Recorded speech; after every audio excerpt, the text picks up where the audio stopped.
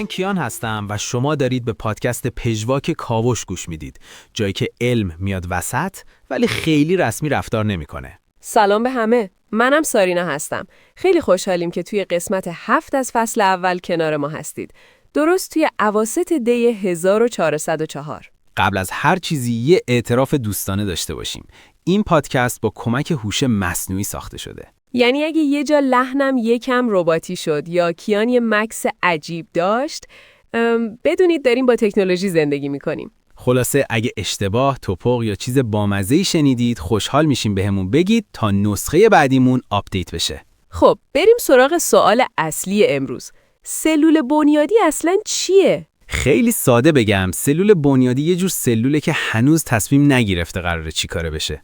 مثل یه نوجوان که میگه هنوز دارم فکر میکنم چی بشم. دقیقاً. بیشتر سلولای بدن ما از اول تکلیفشون مشخصه.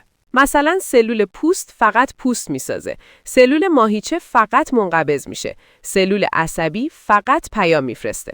ولی سلول بنیادی میگه هر چی لازم داریم من میتونم تبدیل بشم. آها. این سلول ها 2 تا ویژگی مهم دارن. یکی این که میتونن خودشون رو زیاد تکثیر کنن. و دوم این که میتونن به سلول‌های مختلف تبدیل بشن بسته به نیاز بدن. برای همین دانشمندا بهشون خیلی علاقه دارن، چون برای ترمیم و بازسازی بدن خیلی به درد میخورن. مثلا وقتی جایی از بدن آسیب میبینه یا یه بافت درست کار نمیکنه، این سلول‌ها میتونن کمک کنن دوباره ساخته بشه. حالا نکته جالب اینه که سلول بنیادی فقط توی آزمایشگاه‌های عجیب و غریب و جنین پیدا نمیشه. بعضیاشون همین الان توی بدن خود ما هستن، حتی جاهایی که اصلاً فکرشو نمی‌کنیم. ولی قبل از این که بریم سراغ اون جای عجیب، یه استراحت کوچولو بد نیست. آره، الان بهترین موقعشه که یه چای یا قهوه بریزید، یه نفس عمیق بکشید، ما هم اینجا یه جرعه میزنیم. نگران نباشید، جایی نمیریم، همینجا منتظرتونیم.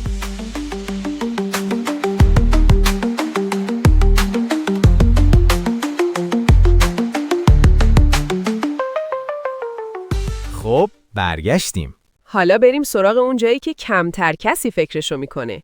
دندونها. اوایل دهه 2000 یه دندون پزشک و محقق وقتی دختر 6 سالش اولین دندونش افت کنجکاو شد. وسط دندون یه حالت ژله‌ای دید و گفت این نباید اینجا باشه. چون همه فکر میکردن دندون شیری که میفته دیگه داخلش هیچ چیز زنده‌ای باقی نمیمونه. ولی ایشون دندونو برداشت، برد آزمایشگاه، زیر میکروسکوپ نگاه کرد و دید سلول. دفعه بعد که دندون افت، سری گذاشتش توی یه محیط مخصوص و برد آزمایشگاه. 3 روز بعد که برگشت نگاه کرد، دید سلول‌ها داشتن با سرعت عجیبی زیاد می‌شدن. اونجا بود که گفت اوه خدای من، اینا باید سلولای بنیادی باشن. و واقعاً هم همینطور بود. معلوم شد دندونای شیری پر از سلولای بنیادی فعالن. سلول‌هایی که میتونن به انواع مختلفی از سلول‌ها تبدیل بشن، حتی چیزهای شبیه سلول‌های عصبی استخوانی. یعنی یه دندون کوچولو در واقع یه جعبه ابزار ترمیم بدن بوده. نکته خفن‌تر اینه که این سلول‌ها خیلی راحت به دست میان. یا وقتی دندون بچه‌ها میفته یا موقع کارهای معمولی دندون پزشکی مثل کشیدن دندون عقل. بدون جراحی عجیب، بدون درد اضافه، خیلی ساده و در دسترس. تحقیقات نشون داده این سلول‌ها فقط برای دندون به درد نمیخورن. توی ترمیم زخم‌ها، بعضی بیماری‌های قلبی، عصبی و حتی مشکلات سیستم ایمنی هم بررسی شدن. هنوز راه زیادی مونده، ولی نتایج اولیه واقعاً امیدوار کننده است. خود دانشمندا هم میگن تازه اول راهیم. یعنی هنوز کلی چیز هست که قراره کشف بشه. اگه دوست دارید بیشتر بدونید، میتونید به سایت ما سر بزنید. www.kavosh.club.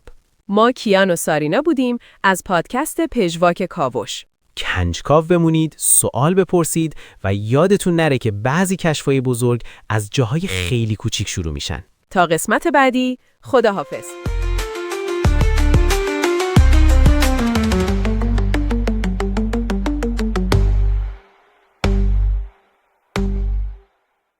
در هر سوال یک جواب جاودان